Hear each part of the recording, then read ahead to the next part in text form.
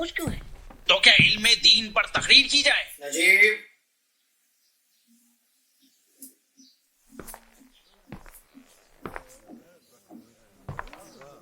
سلطان کا اقبال بلند رہے، عمرہ ذات پاک کی اجازت کا انتظار کر رہے ہیں۔ اجازت ہے۔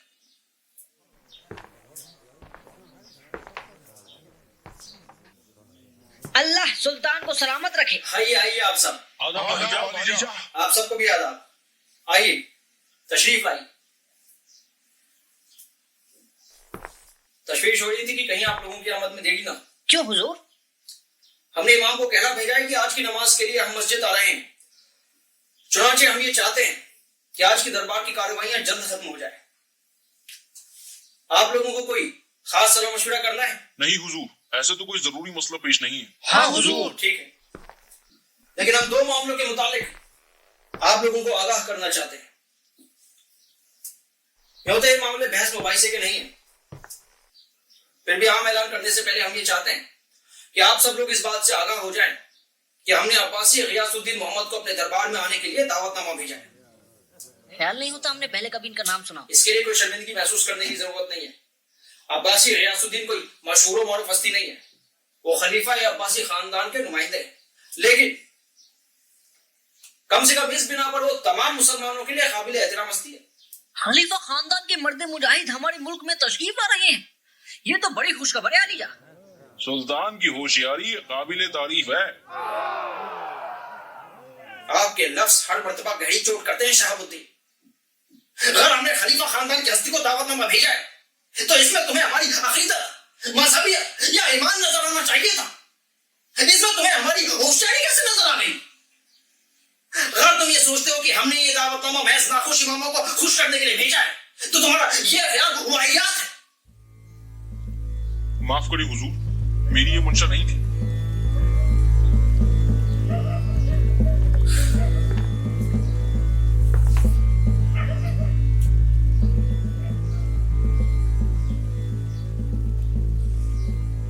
جب سے شیخ امام الدین کا انتقال ہوا ہے اسی روز سے ایک سوال نے ہمیں مسلسل پریشان کر رکھا ہے۔ ہم سلطان ہیں، شاہی لباس پہنتے ہیں، اپنے آپ کو اعلانیہ سلطان قرار بھی دیا ہے، لیکن کیا محض اسی ظاہرداری سے ہم سلطان کہلانے کے حقدار ہو جاتے ہیں؟ ہم سلطان کے خورزند ہیں، کیا اس لیے ہم سلطان کہلائے؟ رعایا، سپاہی سب لوگ ہمارے حکم کی تعمیل کرتے ہیں، کیا اسی بوتے پر ہم اپنے آپ کو سلطان سمجھ لیں؟ کیا خود اطمینانی ہمیں سلطان ثابت کر سکتی ہے؟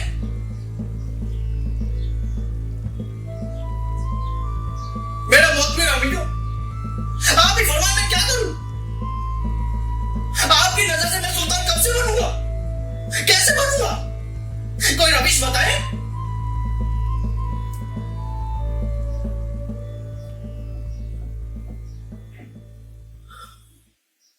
آپ سب خاموش، کوئی کچھ نہیں کہتا۔ باقی تمام لوگ مجھے یہ ہدایت تو دیتے ہیں کہ مجھے کیا نہیں کرنا ہے، لیکن کوئی یہ نصیحت نہیں دیتا کہ مجھے کیا کرنا ہے۔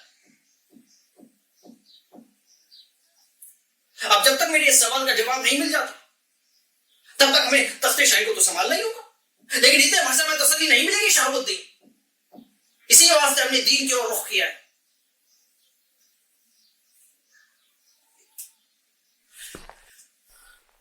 شاید خلیفہ کی خاک پا کی بدولت ہمیں وہ سکون حاصل ہو سکے جس کی ہمیں عرصے سے تلاش۔ بہرحال ایسے پاکیزہ گوہر کی آمد سے دلی کی خاک پاک ہو جائے گی حضور۔ آپ کے یہ بلند خیال سن کر دل بھراتا ہے، لیکن دل بھرانے سے پہلے آپ کو اس بات سے آگاہ کر دیں کہ خلیفہ خاندان کے نمائندے دلی تشریف نہیں فرمائیں گے، وہ تشریف لائیں گے دولت آباد میں۔ عالیجہ، آپ دارالسلطنت کے تبادلے کی تجویز کو ترک کر دیں، اس سے دلی کے عوام میں بڑی بے چینی پیدا ہو رہی ہے۔ ہم کریں بھی کیا شہاب الدین؟ ہم نے تمام دلیلیں پیش کر دی ہے، کتنا سمجھایا کہ جب تک ہم دلی میں رہیں گے سلطنت کو خطرہ رہے گا۔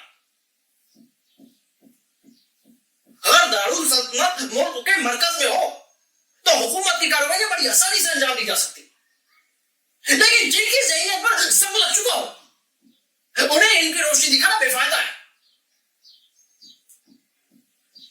خیر، اس سے بھی زیادہ انقلابی قدم اختیار کرنے کی تجویز کی ہے، اور اس مسئلے پر بھی ہم آپ سب سے رائے طلب کریں گے۔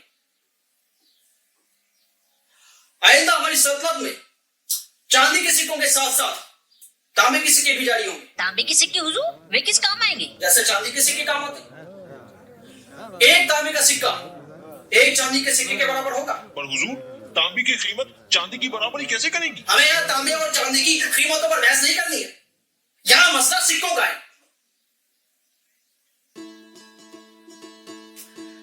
سکہ محض قیمت کا ایک پیمانہ ہوتا ہے جس کی کوئی ذاتی قیمت نہیں ہوتی۔ قیمت ہوتی ہے شاہی قانون اور شاہی مہر کی، چاہے چاندی ہو یا تانبا، اس کی قیمت اس کے ادا کرنے والے پر منحصر ہوتی ہے۔ اور ویسے بھی یہاں مسئلہ قیمت کا نہیں بلکہ عقیدت کا ہے۔ لوگ جب پتھر کو بھی عقیدت کی نگاہ سے دیکھتے ہیں تو اسے بھی خدا تک تسلیم کرنے کو تیار ہو جاتے ہیں، اس کے لیے شاندار عبادت گاہ بناتے ہیں اور خود پتھریلی بنجر زمین پر سو جاتے ہیں۔ آپ لوگوں نے غور نہیں فرمایا تھا کیا؟ امیر کیا کارگوزی ہو رہی ہے؟ کچھ نہیں عالیجا، میں نے بس عرض کیا تھا کہ یہ بات بڑی مشکل سے لوگوں کے پلے پڑے گی۔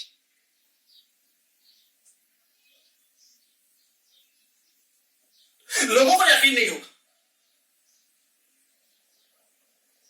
اگر لوگوں کو یقین نہیں ہوگا تو کیا آپ سب بھی میری بات کا یقین نہیں کریں گے؟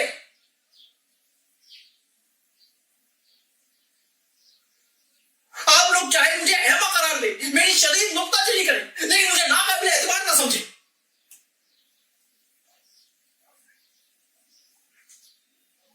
ہم چاہیں تو شاہی حکم کے ذریعے لوگوں کی وفاداری حاصل کر سکتے ہیں، لیکن ان کے یقین کو کیسے حاصل کریں؟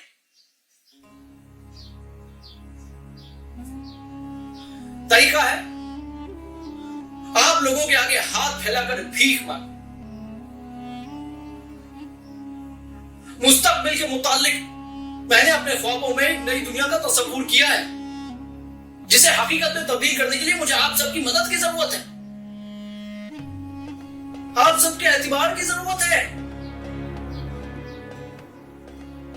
اگر میری کارگزاری آپ لوگوں کو سمجھ نہیں آ رہی تو مجھ سے دریافت کیجیے، اگر میری باتوں کا مطلب آپ لوگ نہیں سمجھ پا رہے تو ذرا صبر کیجیے۔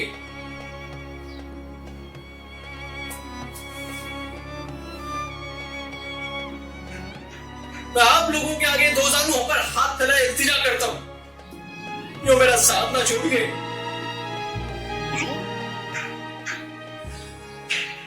حضور آپ کی خاطر ہم سب کچھ کرنے کو تیار ہیں، آپ ہمیں حکم دیں، یہ التجا نہ کریں۔ کیا تم سچ کہہ رہے؟ کیا آپ سب کبھی یہی کہہ رہے ہیں؟ ہاں حضور۔ اگر میں یہ سچ مان لوں تو آپ لوگوں کو اس بات سے اعتراض نہیں ہونا چاہیے کہ آپ سب لوگ اسی وقت قرآن پاک کو چھو کر یہ قسم کھائیں گے کہ تا زندگی مجھے آپ لوگوں کی مدد حاصل ہوتی رہے گی۔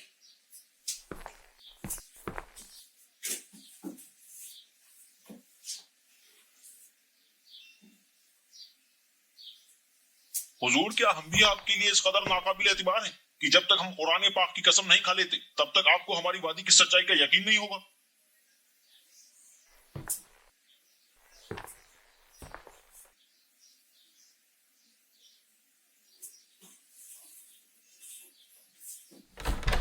سلطان سلامت رہیں، نماز کا وقت ہو گیا ہے۔ آج ہم سب لوگ یہی نماز پڑھیں گے۔ جو حکم۔